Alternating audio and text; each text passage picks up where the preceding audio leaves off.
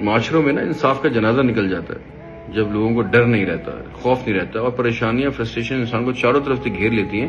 تو اس معاشرے میں ایسی چیزیں بہت عام ہو جاتی ہیں۔ تو خدا را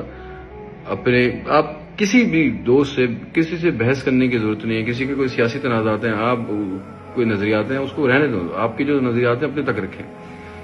تھڑوں پہ بیٹھ کے، چائے کے ہوٹلوں میں بیٹھ کے، جگہ جگہ بیٹھ کے سیاست کے اوپر، مسلک کے اوپر بحث مباحثے کرنے کی کوئی ضرورت نہیں ہے، اس سے آپ کو کوئی فائدہ نہیں ہوگا، زیادہ اس کا نقصان ہی ہوگا۔ لوگ فرسٹریٹڈ ہیں، لوگ پریشان ہیں، لوگ غصے میں ہیں، ایجیٹیٹڈ ہیں، تو زیادہ بہتر یہ ہے کہ اس جگہ سے واک آؤٹ کر جائیں، اس جگہ سے نکل جائیں، وہاں سے چلے جائیں، اپنے آپ کو کسی قسم کے خطرے میں، پریشانی میں نہ ڈالیں۔ اس میسج کو خاص کر اپنے دوستوں تک پھیلائیں، ان دوستوں تک پہنچائیں جن کا دماغ گرم ہے، جن کو بہت جلدی غصہ آ جاتا ہے، اور وہ مجھے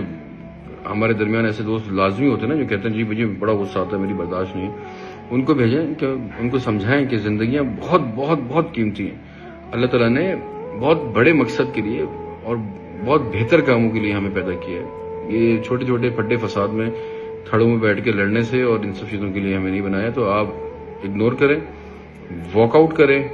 ایسی کوئی سچویشن آتی ہے بالکل اس کا حصہ نہ بنیں۔ جزاک اللہ۔